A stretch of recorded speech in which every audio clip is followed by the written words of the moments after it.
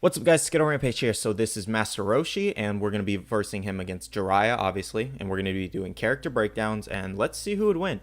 My money, just from telling you, my money is on Jiraiya. I know Master Roshi. I've seen Dragon Ball, I've seen Dragon Ball Z, I've seen Dragon Ball Z Kai, I've seen Dragon Ball Super, I've seen all the movies.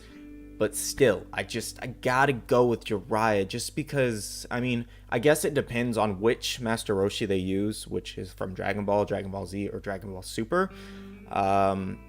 If they use Super, maybe it's a more even match. I just don't feel like from Dragon Ball Z or Dragon Ball he would have a chance.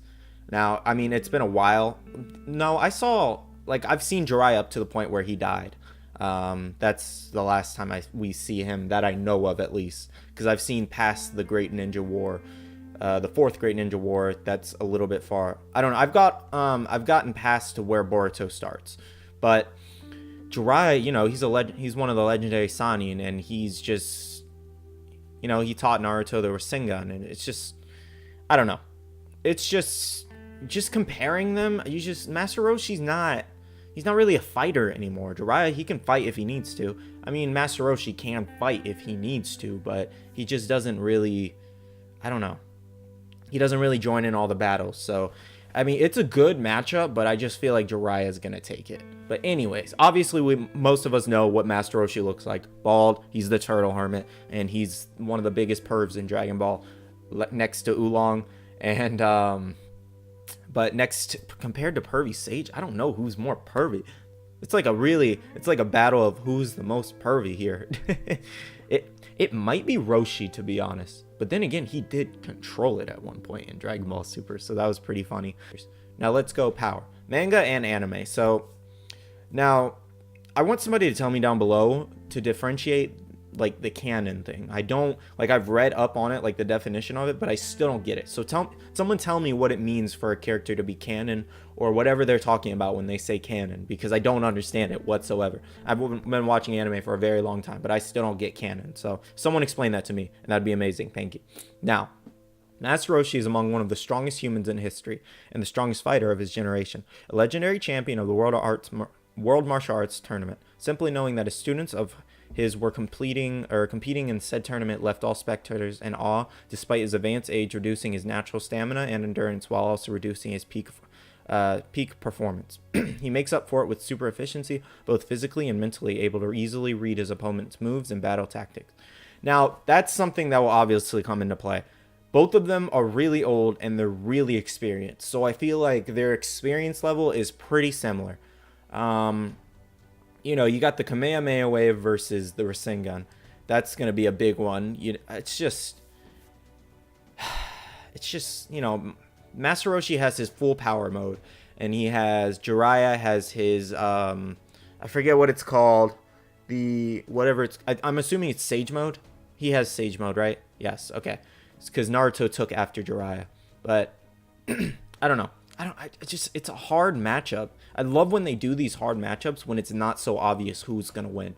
But then again, Sigma versus Ultron, that wasn't so obvious as well, because I thought Sigma was going to have it, but Ultron ended up using his virus to take over Sigma. I didn't think his virus was that strong. But basically, he's a grandmaster of all martial arts and hand-to-hand combat styles, along with their respective techniques and skills. Roshi is an outstanding, versatile fighter and tactician, able to quickly see through an opponent's skill and effortlessly change his own methods to best suit the situation. At the same time, he's deceptively strong for his frail form, able to move at blazing speeds and move massive structures with his bare hands. All while at his base power, once he outputs its absolute maximum height, he was capable of destroying the moon. Now, that was something that came into play as well. I saw some comments on the latest death battle when, Ultron and Sigma fought. Someone said that Master Roshi destroyed a moon, so obviously he's going to win.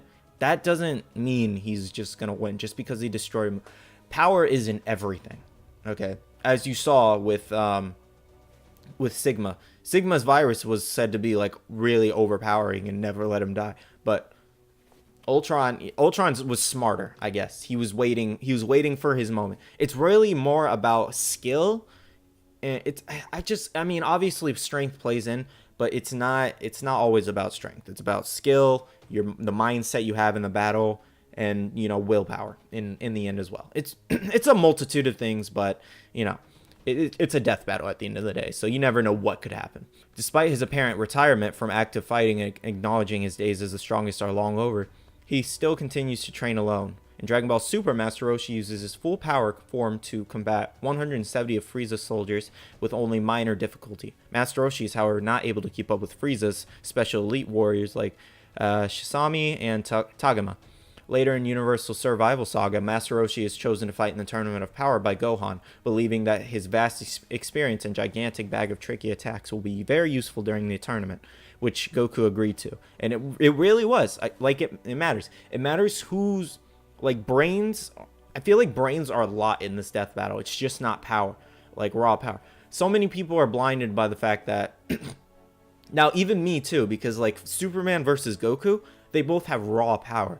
But at the end of the day, I understand why Superman won, and there's still some flaws in those battles, but I understand why Superman won. It wasn't all about raw power.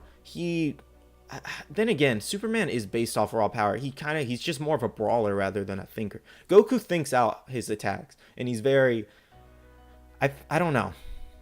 Just because Superman's so strong, I feel like it outmatched Goku's just fighting techniques. The fighting techniques can have a big play in this as well. So I'm getting jumbled up with my words. But during the Tournament of Power in the anime, his max power Kamehameha was powerful enough to knock Zeum out of the arena. His Thunder Shock surprise was strong enough to hold the Precho still, and he was fast enough to easily dodge Kunshi's Kai Blast. During the fight with Team Universe 4, he showed his resourcefulness by facing off against 3 opponents consecutively. Against Kawaii, he easily repelled her energy attacks or weapons, and ultimately terrified her into forfeiting. That's funny. His knowledge in magical matters allowed him to easily defeat Dekori with the evil containment wave, to which he was not affected by its consequences, showing his increase in power. Against Ganos, his tactical prowess enabled him to effortlessly dodge and deflect all the younger enemies' initial attacks. Obviously, see, that's where it comes to play. They're both older, so it doesn't really matter. They're both way more experienced than anyone that they're going to come in contact. So that, I feel like experience is going to be pretty even on their ends. And let's read the manga. In the manga, despite being noted to have much weaker raw power than any other fighter, he still became one of the final fighters participating. He was able to decisively outmaneuver and eliminate Kasserel, the general of the Pride Troopers. Afterwards, despite seeing the beyond destroyer might of Jiren calmly overwhelm both perfected Super Saiyan Blue Goku and the greatly improved Hit, Roshi openly voiced his disappointment in Goku's general performance, to which he decided to teach Goku again through action by single-handedly facing the Titanic Pride Trooper to show the true essence of martial arts like he did long ago. Pointing out Goku's foolish over-reliance on raw power, there you go, guys, Roshi demonstrated true efficiency by using his vast experience and seamless skill to hold his own against Jiren. Despite the overwhelming... So he fought Jiren in the manga? I didn't know that. That's interesting. He fought Jiren in the manga. I don't remember him fighting Jiren in Super, in the show, so that's pretty cool. Despite the overwhelming difference in raw power, Roshi let his mind and body adapt to the flow of the battle to effortlessly anticipate and evade all of Jiren's attacks. Roshi's performance left his foe and all spectators in awe. Even more, the seemingly automatic nature behind it made Beerus consider if Roshi was using Ultra Instinct, which noted that it was only similar but nonetheless complemented Roshi's understanding of free moving. Ultimately, Jiren managed to strike Roshi, which alone was enough to eliminate him. Despite this, Whis says that Roshi is by far the closest to understanding and mastering Ultra Instinct. Even not aware of it, even more, Roshi's words and action resonated with Goku, letting Goku get past his subconscious doubt and careless mentality to momentarily unlock Ultra Instinct. Now, his abilities, the ability to fly through the use of Kai. He can't, though Roshi cannot fly in the original manga and anime series, he's capable of flight in Dragon Ball Z Budokai Tenkaichi. But he was not able to fly when he's all beefed up like that in his super mode. Hyaku, the ability to fly without use of ki through the use of wings or special mechanisms. Kai Blast, the most basic form of energy wave. Kai Sense, the ability to sense energy of other beings. Kamehameha Wave, the original Kamehameha. The max power Kamehameha, master student Kamehameha. Jesus, he knows a lot of Kamehameha. God Kamehameha. A powerful version of Kamehameha used by Master Roshi in Dragon Ball Heroes as of GDM 7. When he is preparing the attack, he unleashes max power form. After image technique, that could come into play, but then again, Master Roshi has, or not Master Roshi, Jiraiya has the substitution. And also the clone jutsu. Hypnosis technique, control the mind, sleepy boy. That's so funny when he uses that. Evil containment wave. Jiraiya's not evil, so that wouldn't really work. The user shoots a lightning blast. Well, then again, it worked on Vegeta, so actually it could work. That might come into play. He might use that on Jiraiya. Ultra instinct like ability, 3D scan mode, special beam cannon, high speed rush, turtle school ultimate fist, false courage, pump up. Most of these are from Budokai Tenkaichi series. I remember them. Drunken fist, that's really cool. Pressure point. Then he's drunk, but Jiraiya even fought, even with most of his power suppressed from that poison or whatever Lady Tsunade gave him in Naruto Shippuden. Oh no, that was just Naruto. Never mind.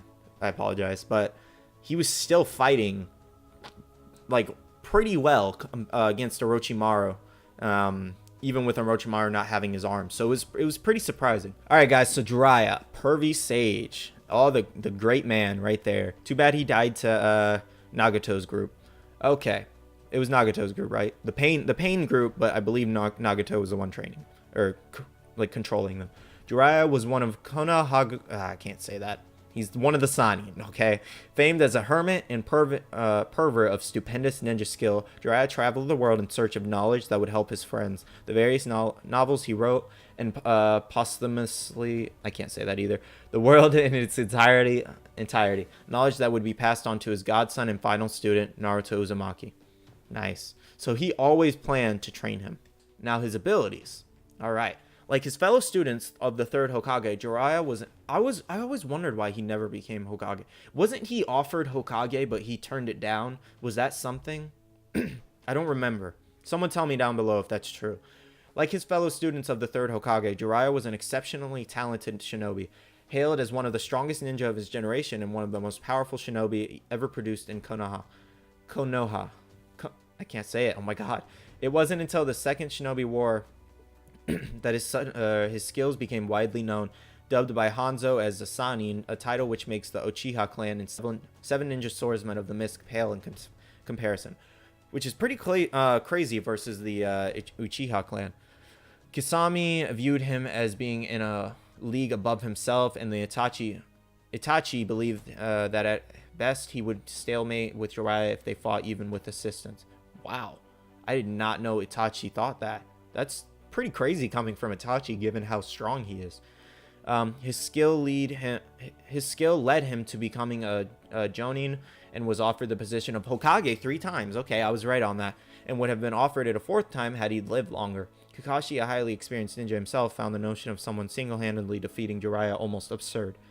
Although he ultimately met his end by the strongest Akatsuki member, Nagato, the latter stated that he would have lost his had Jiraiya known the secret of the 6 paths of pain, which Toby feels is a major testament to the Sannin's abilities.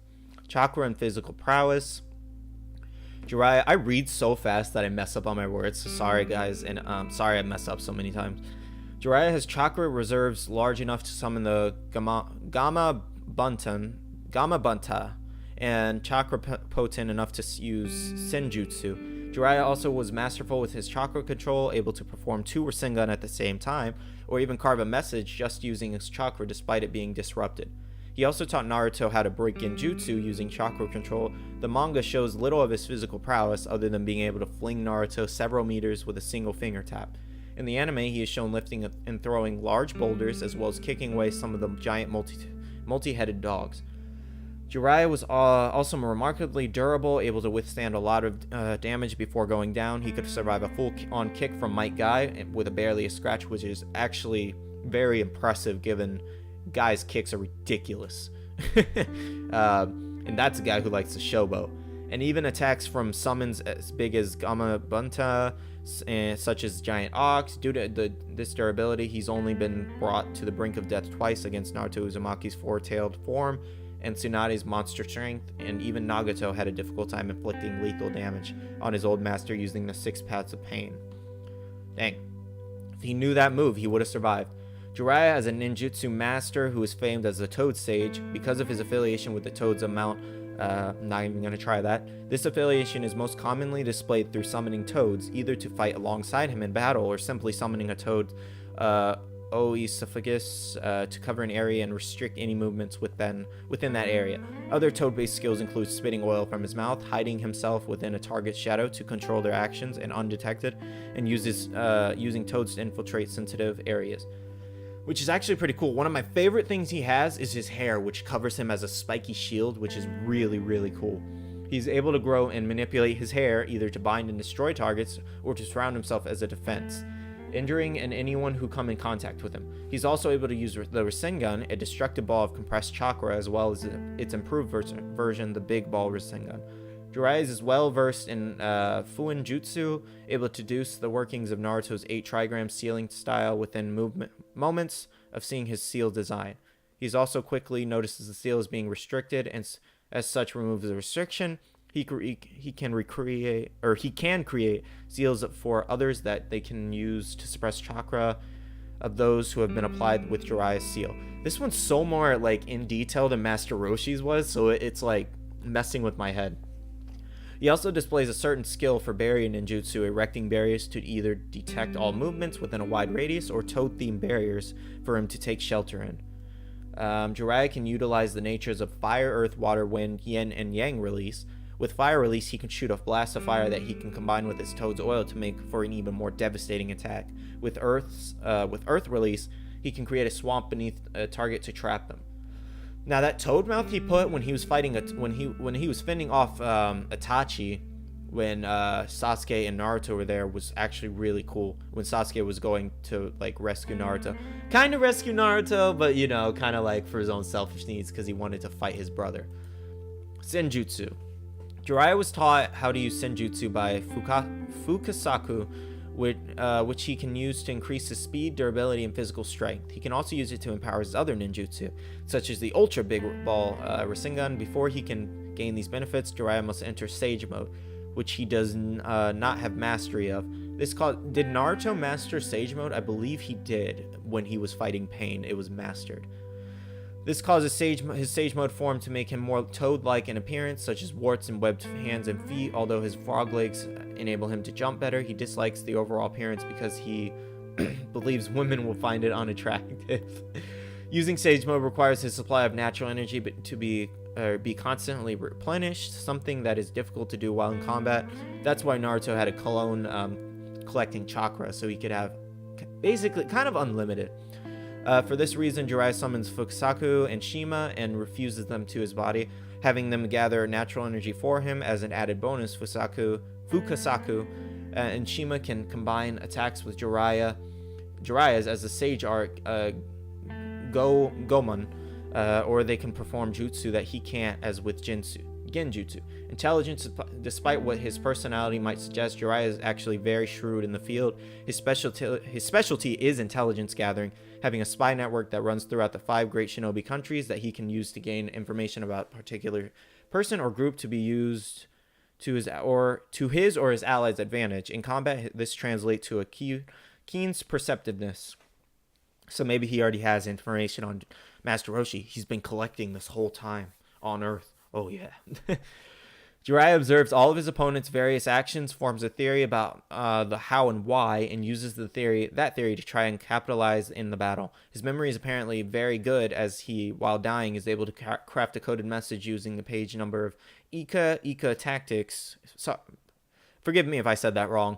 With the first word on each page serving as his message. Stats: Ninjutsu 5, Taijutsu 4.5, Genjutsu 3, Intelligence 4.5, 4.5, 4.5, 5, 4.5, 35.5 total.